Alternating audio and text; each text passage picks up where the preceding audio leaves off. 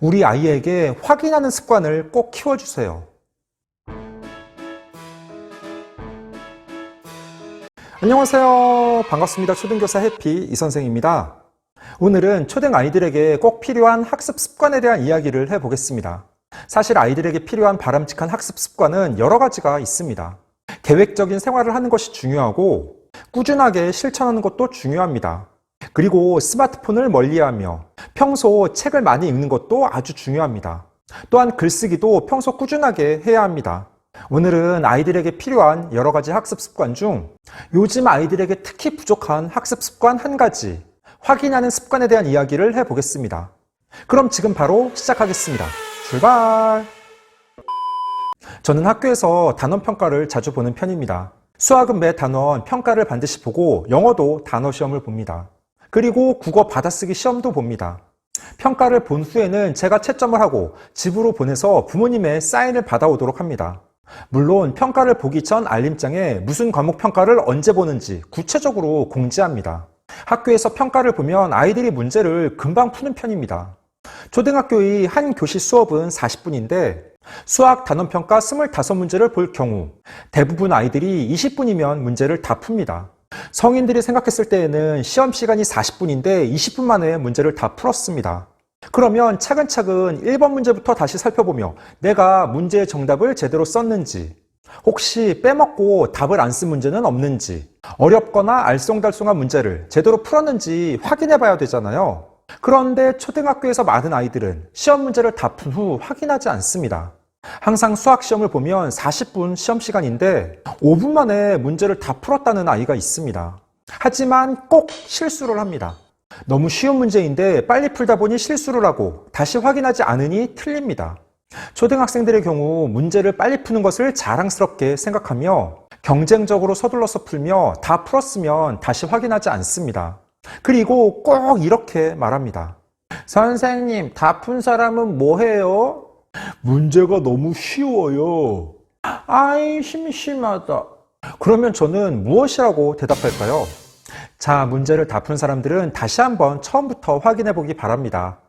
내가 문제를 제대로 풀었는지, 혹시 틀리게 표시한 부분은 없는지 꼼꼼하게 살펴보세요. 그러면 또 1분 만에 선생님, 확인도 다 했어요. 이제 뭐 해요? 헛소리 하지 마, 임마. 부모님들도 학창시절 이런 경험 한 번씩 있으시죠? 시험 볼 때 다시 검토하다 보면 내가 틀리게 표시한 부분을 발견하게 됩니다. 그때의 기분은 어떻습니까?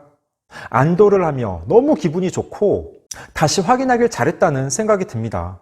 물론 가끔 두 개의 선택지 중 알쏭달쏭한 것이 있습니다. 그러면 다시 꼼꼼하게 문제를 읽어보고 시험이 끝나는 순간까지 고민을 합니다.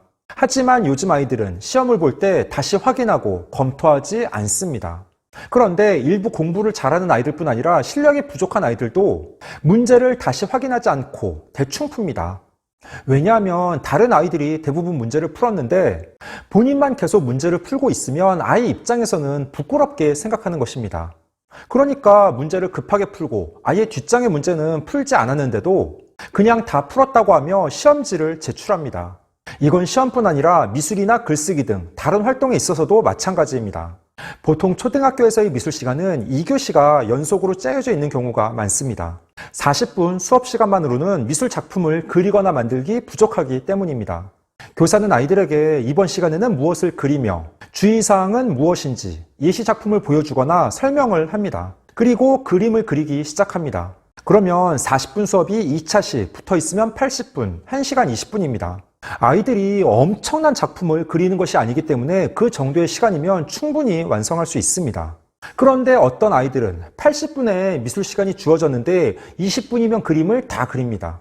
당연히 20분 만에 그림은 많은 부분에서 부족할 수밖에 없습니다.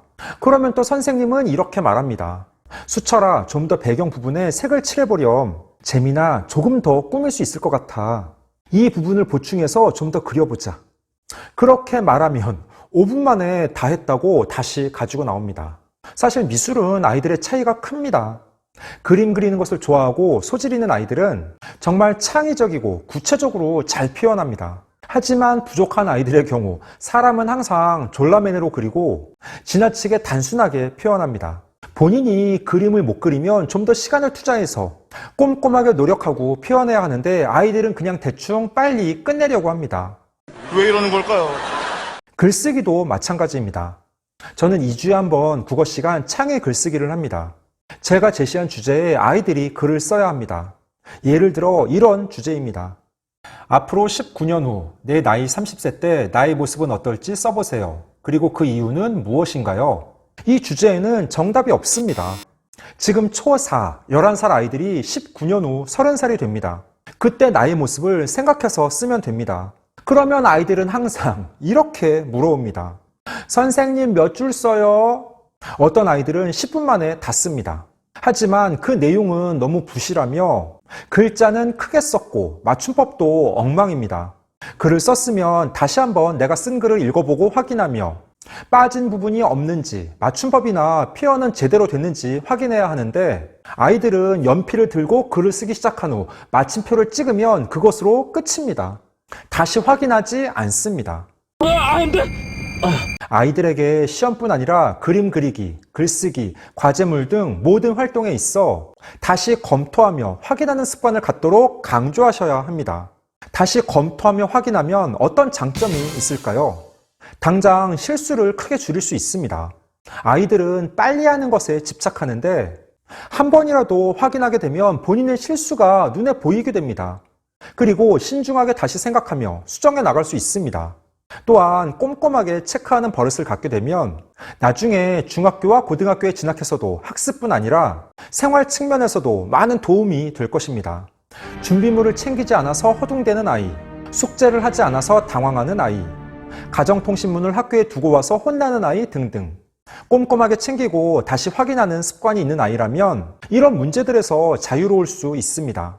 그래서 당장 아이들에게 학교에서 단원평가를 보면 문제를 다 푼 후 시험지 뒤에 이렇게 스스로 확인하도록 시킵니다.